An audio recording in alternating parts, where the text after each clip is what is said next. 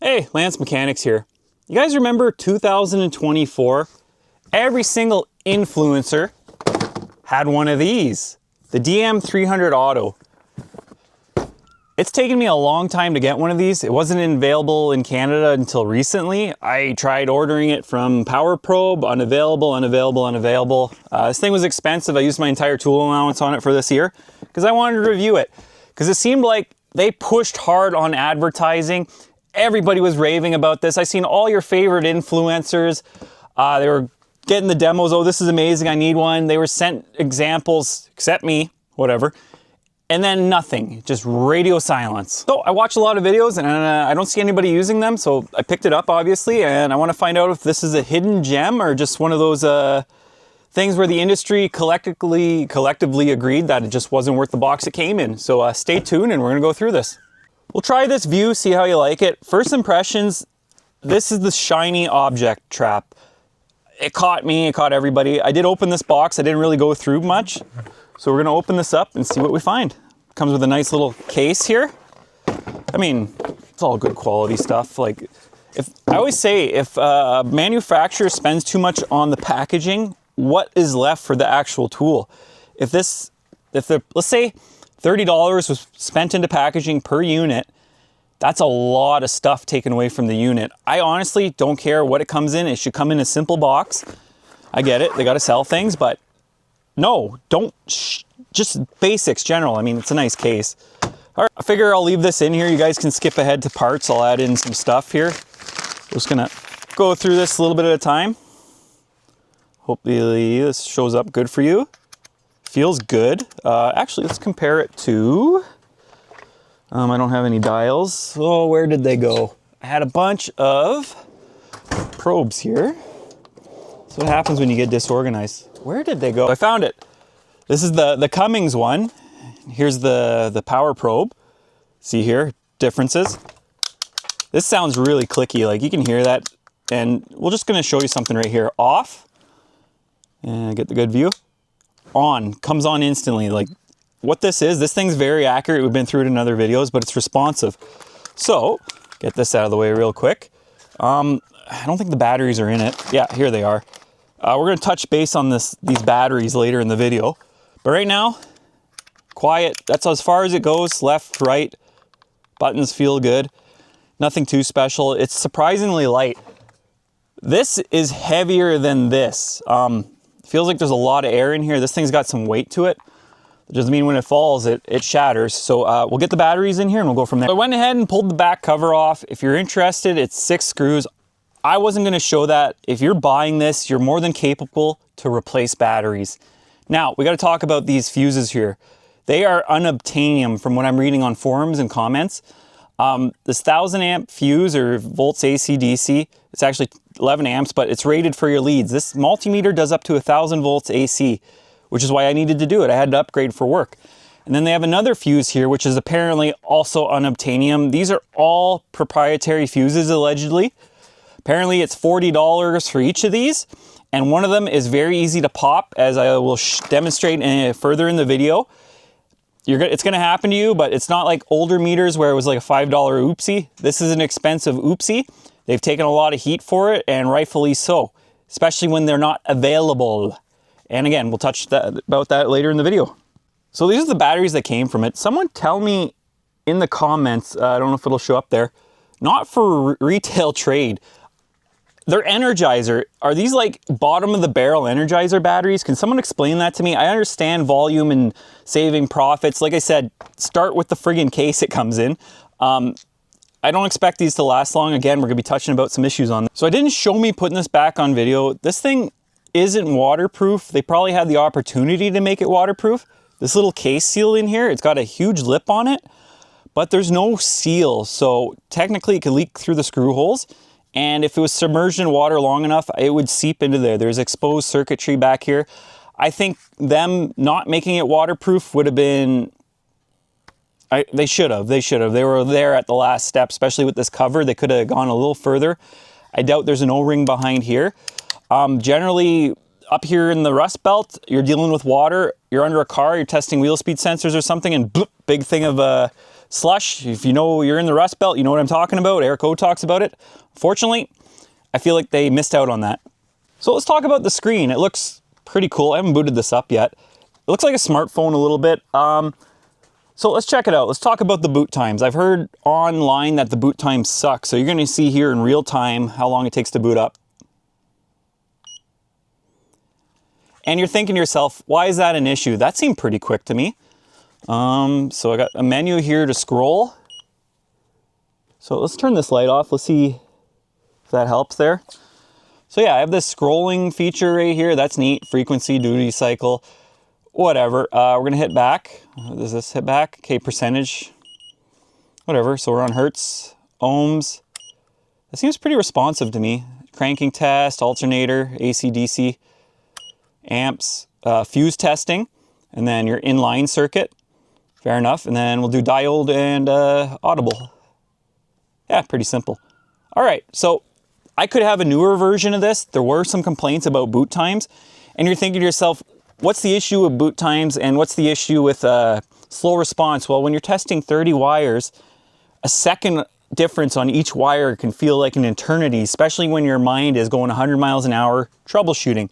Those little details can make a difference. Again, we'll explain later in the video. We got to test these things.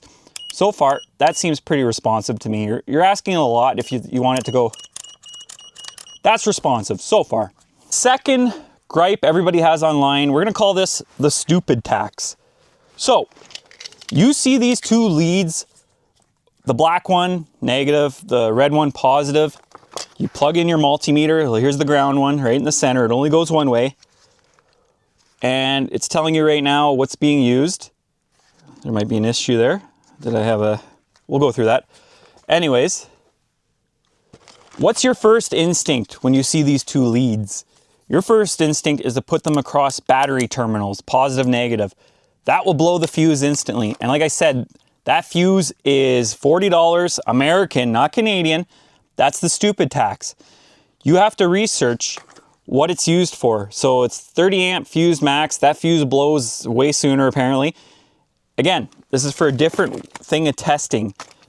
I know it's hard. You want to put it across the leads. I get it. Don't do it. Explain what this is for. I'll explain. So you're going to go to amps and you're going to go to inline testing. You're going to hit enter. It's on the same as the off. I haven't tried that yet. So inline testing, current draw. You're going to put your, this is going to be inline. I shouldn't have to explain that if you're watching this video.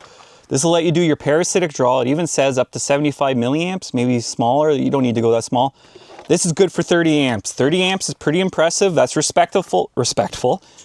It's good. Again, don't put it across the battery leads. This is just for your parasitic draw testing. And again, I'll go back.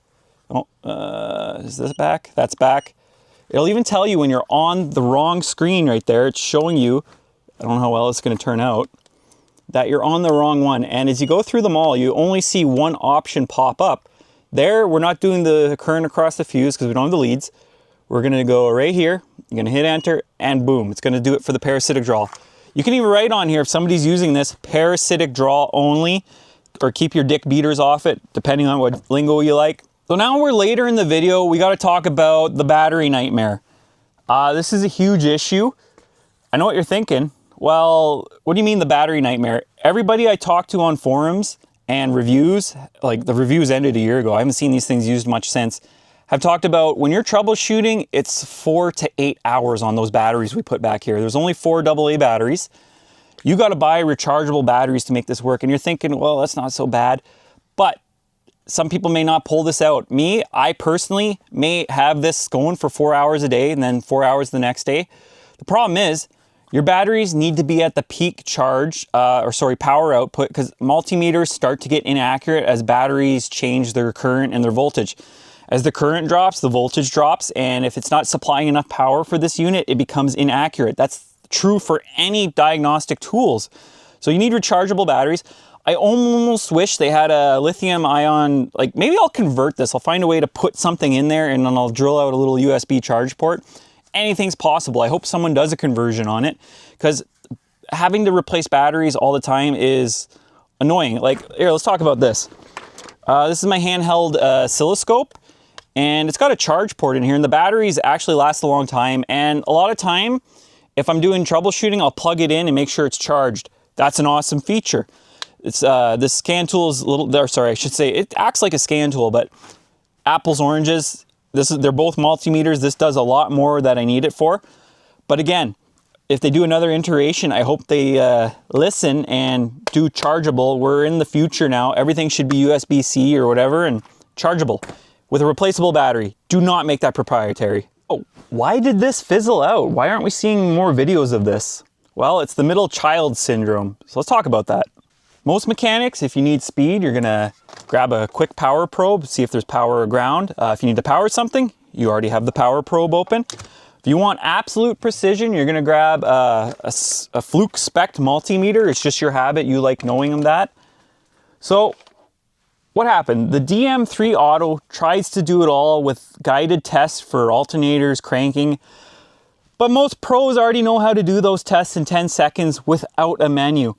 It's a tool designed for someone who doesn't know who doesn't do electrical often, but priced for someone who does. Verdict: keep it or return it. It's a cool piece of tech. It's a solution looking for a problem. It's too slow for fast-paced technicians, and it's too expensive for the DIYer who just wants to check a battery. Or a power probe is legendary name, but this might be their new Coke moment. Oh yeah, by the way, here, we'll do the sunlight test here while we're here. The screen kind of disappears if you move it too quick. Like I'm on an angle right here and I can't see the screen. I forgot to mention that in faulty issues or things that drive people nuts. But it is what it is. Yeah, so why did I buy it? So the machines I work on underground are extremely complicated, and pulling fuses often resets issues. There, my camera just overheated. So I bought it for the fuse testing. As I said, the machines I work on underground are extremely complicated, from battery electric to automated, and pulling a fuse often resets things and I can't duplicate the problem. So before I go anywhere, I have to hook things up, see what the current is. I know they make smaller power probes, but this has multiple uses for me, even underground. So I wanted this.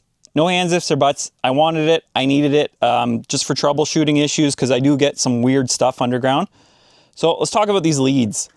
There's nothing going on, like, see how well that turns up. It's got two magnets on it, different positions, micro, mini, and maxi, or whatever you want to call them. Every area is different. I personally think if they were going to do fuses, they should have had something that clicked onto the fuse and you push these in to make contact, and then you could walk away and hang your multimeter up and watch it from a cab or something or whatnot. But it is what it is. So there's nothing fancy going on in here. I honestly think you can get further and further away, test fuses. It does up to 80 amps. So what's stopping you from going to the positive lead on a battery and just going to the next connection and hooking them up with something like these? We'll try that actually. So yeah, that's why I bought it. We're gonna go through it. We're gonna do some basic tests. And right, so we're in the trunk here. I guess, damn, see that light thing? I don't know if it'll show up on video here, so I'll just go through it again.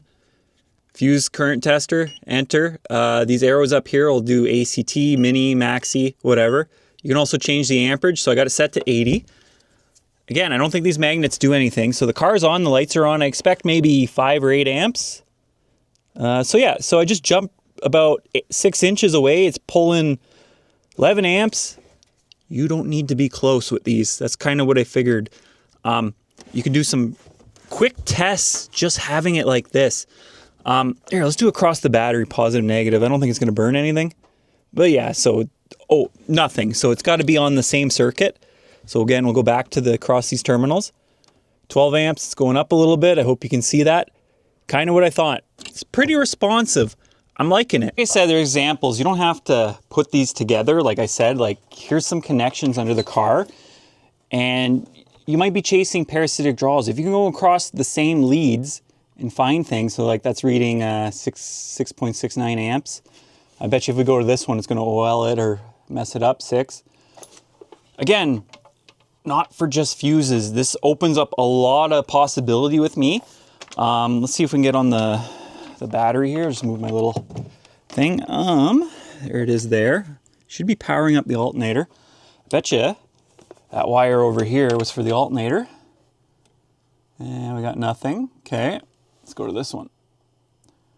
A little bit of current going there, not much. This charge, yeah, nothing. So again, play with it, see what you think. Does not need to be connected.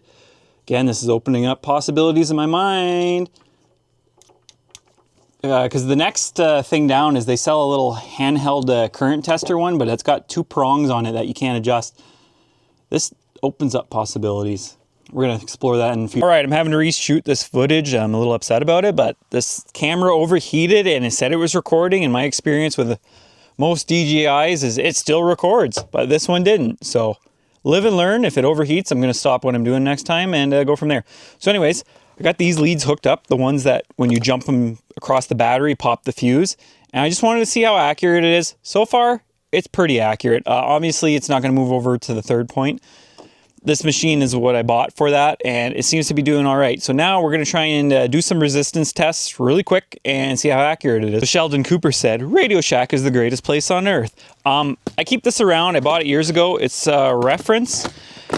Mind you, I'm not 100% sure if resistors will fail over time if the resistance changed, but my favorite go-to right now is the 100 amp resistor, or sorry, 100 kilo ohms. Most ohm meters are pretty accurate within 1 ohm at the low point, but it's when they get to the high point there that they seem to fail. So we're going to try that really quick. The 100K ohm resistor set up here. We're going to touch it really quick and see what we get. And I mean, 1500 ohms off from a 100 ohm or 100K is not the worst. I get different readings with different tools. For example, here, this one reads different than this one, and it reads different than my Fluke. So not bad, not bad. I'm not going to complain too much. It's a little more accurate than others. Again, I expect that having a scope or a multimeter. So yeah, see how well this shows up. Next, we're going to check the frequency. It's a setting on a lot of tools. I say scopes, sorry. I'm so used to scopes where people really don't think about it or checking. And a good way to check if yours is accurate is using 120 household voltage. So we'll get into that. So this being 1000 volts rated, it's got guards here. It stops you from jumping past here and shorting it out through you. It's a safety feature, so it's going to make things a little more interesting to test. All right, so I got this attached to my head here, and here's my little thing. I just kind of pulled it out a little bit, still making contact. 0 hertz right now. You can try touching your leads together, won't do anything. So we'll just do this and this. And 60, right on the ball. Always a good reference. I know some mechanics are afraid of 120. That's a basic check I always do with multimeters.